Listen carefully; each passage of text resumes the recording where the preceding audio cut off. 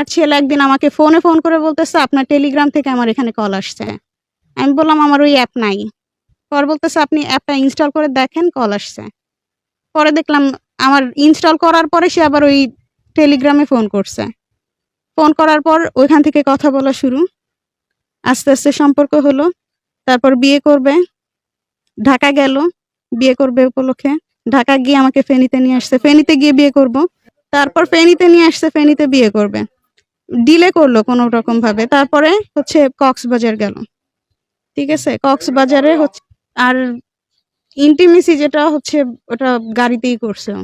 Forcefully. গাড়িতে। Sleeper coach ছিল। এটা পরে হচ্ছে আমি ওকে বললাম সকালবেলাও। বলতেছে, "হ্যাঁ, আমরা হোটেলে যাই চেক আপনাদের শারীরিক মেলামেশা ওই চেয়ার কোর্সের গাড়িতে বাসে না, স্লিপার। স্লিপার কোর্সের গাড়িতে বাসে হ্যাঁ, আমি অনেকভাবে ট্রাই করছি সেভ করার জন্য নিজেকে।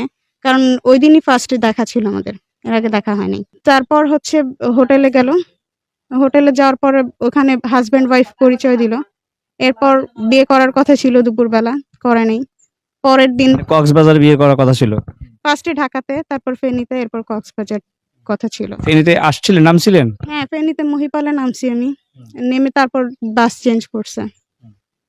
ও তো এই তো এরপর তো কক্সবাজারে মোহাম্মদিয়া হোটেলে ছিল। ২১২ নম্বর রুম। ওখান থেকে চেক আউট করে আসলাম। পরের দিন আমি জোর করে চলে আসছি আসলে। ও ছুটি নিছিল অফিস থেকে পরের দিনও। বলেন। তো আমি আর থাকি নাই ওইখানে। কারণ হচ্ছে আমার কাছে মনে হচ্ছিল ডিলে করছে। পরে বলল যে, "তুমি তাহলে যাও ঢাকায়, আসতেছি।" পরে হচ্ছে আর যায় নাই। ড গাড়ি থেকে নেমেই হচ্ছে মানে চেহারা চেঞ্জ। এরপর তো আস্তে, আস্তে ফেনীতে বন্যা হইল। এরপরে তখন হচ্ছে আমি বুঝলাম কনসিভ। এরপর ওর সাথে আবার যোগাযোগ করলাম যে এই অবস্থা। পরে বলল যে, "এখন বন্যা হচ্ছে কিভাবে কি করবা? আর আসলে এটা তো রাখা সম্ভব না। এটা ইয়ে করে এভয়েড করো। তারপরে আমরা বিয়ে করতেছি। বন্যা পরিস্থিতি ঠিক হোক তারপর।" বাচ্চা অ্যাবর্শন করো তারপরে। তারপর হচ্ছে বন্যা পরিস্থিতি ঠিক হইল। এরপর আমাকে বলল কি, আমাদের রাজনৈতিক ফ্যামিলি তো। আমি তো ওর ফ্যামিলি সম্পর্কে তখন জানতাম না। বলতেছে যে, "আমাদের ফ্যামিলিতে সবাই আওয়ামী লীগ করতো। সবাই বাড়ি ছাড়া। আমরা কেউ ফেনীতে নাই। সবাই বাইরে।" এরকম করতে, করতে অনেকদিন হচ্ছে ওর সাথে আমার দেখা যায় যে ও আমার সাথে কন্টিনিউ যোগাযোগ করতেছে না। এর মধ্যে তো এভয়েড হইল। ২ টা বাচ্চা ছিল। আমি ওর সাথে যোগাযোগ করার চেষ্টা করছি। এর মধ্যে ২৬ তারিখে আসছিলাম আমি, সেপ্টেম্বরের। আসছি, বললাম যে, আমি ফেনীতে আসছি, তুমি আসো দেখা করো।" আমি যে ওকে বাচ্চা দিতে আসছিলাম ওটা ওকে বলিনি। ও বলছে, "আমি ফেনীতে নাই। আমি কাপ্তাই।" এরপর আমি ফেরত চলে গেলাম। তারপর হচ্ছে এরকম ওর ফ্রেন্ডের সাথে হাবিজাবি। ওর ফেসবুকে খুঁজে, খুঁজে ঠিকানা বের করছি। ঠিকানা, অফিসের অ্যাড্রেস। ওর ফ্রেন্ড রিগেল, অর্ণব খান ফেসবুক আইডি। ওনাকে আমি একদম প্রেগন্যান্সি থেকে শুরু করে সবকিছুই জানাইছি। উনি উনি রিগেলে আপনাকে সহযোগিতা করছে এই পর্যন্ত আসার জন্য? না, রিগেল সহযোগিতা করে নাই। রিগেল করেনি কোনো সহযোগিতা।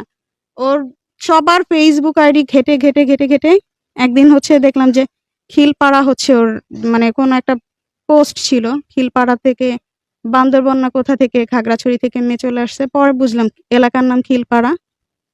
পরবর্তীতে হচ্ছে গুগলে সার্চ করলাম। আমি তো জানতাম ফুলগাজী থানা। আর খিলপাড়া এলাকাটা কোন জায়গায় গুগলে সার্চ করার পর পাইছি আমি। আর আমি জানতাম ও পুষ্টিতে চাকরি করে। এভাবে করে অফিসের অ্যাড্রেস ম্যানেজ করলাম। পরে ওর সাথে যোগাযোগ করলাম। ও আমাকে বলতেছে, "আমি তোমার নামে মামলা করব। আ আমাকে পুলিশে দিবে হ্যান-ত্যান।" পরে বললাম, "তুমি আমাকে পুলিশে দিবা কোন ভিত্তিতে?" ও আমাকে বলতেছে, "তুমি আমার কাছ থেকে টাকা নিবা।" এই সেই হাবিজাবি। পরে বললাম, "তুমি কয় টাকা সেলারি পাও?" কারণ আমি পরে জানছি ও হচ্ছে কালেক্ট করে। আর আমি কোন একটা অফিসের QA এক্সিকিউটিভ।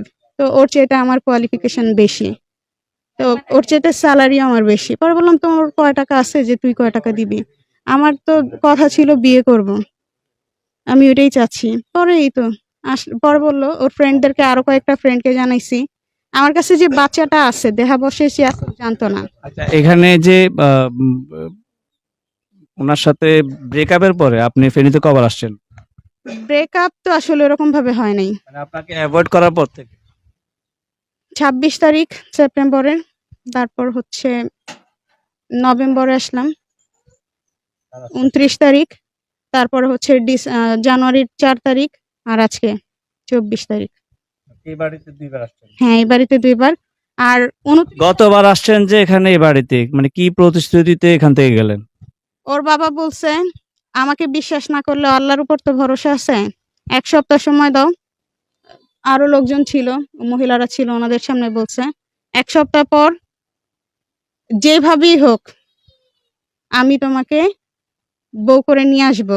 আর যদি না আনি, আমার বাড়ি তো চিনো। আমি বলছি, আপনি যদি ফোন না ধরেন? বলতেছে, ফোন না ধরলে বাড়ি তো চিনো, বাড়িতে চলে আসবা। যেখান থেকে হোক আমি ওকে খুঁজে নিয়ে আসলে, আমি বললাম আপনার ছেলে তখন আসলে তো বলবেন পালায় গেছে, আমি জানি না কোথায় আছে। বলল, ওকে যেখান থেকে হোক খুঁজে নিয়ে এসে তোমার সাথে বিয়ে দেওয়ার দায়িত্ব আমার। এরপরে আর যোগাযোগ করেনি কেমন? না, আপনার সাথে আর যোগাযোগ হয় নাই? আমি ওনাকে কল করছি, উনি কল কেটে দিচ্ছে। কালকে পরশুদিন উনি বলল যে উনি কল রিসিভ করে নাই। আমার কাছে কল হিস্ট্রি আছে, উনি যে কল রিসিভ করছিল এটা আছে আমার কাছে। তো উনি বলছে যে, আমি বললাম, এটা আপনারা কি চাচ্ছেন আমি মামলা করি? বলে, তোমার সাথে যেহেতু অন্যায় হইছে, তোমারটা তুমি কিভাবে আদায় করে নিবা এটা তুমি দেখো, তুমি তো চেষ্টা করবাই আদায় করার জন্য। হ্যাঁ, এখন বলছে যে, আমি বললাম আমি আসলে মামলা করতে চাচ্ছি না। বলতেছে যে, তাহলে কি চাচ্ছ? আমি বললাম, একটা সমাধান করেন। বলতেছে, ঠিক আছে। উনি আমাকে তুই করে বলে। বলতেছে, তাহলে তুই তোর বাপকে নিয়ে আয়, আর নইলে তুই আয়। আমি যখন বলছি কবে আসবো, তখন উনি ফোন কেটে দিছে। তারপর আর কল রিসিভ করে নাই। আজকে কি বুঝে আসলেন? উনি আমাকে ১ সপ্তাহ টাইম দিছিল। আমি ওনাকে ৩ সপ্তাহ টাইম দিয়ে দেখলাম। হয় নাই দেখে তারপর আসছেন? তারপরে আসছি। আজকে কি চাচ্ছেন? আমার তো চাওয়া একটাই ছিল, বিয়ে করব।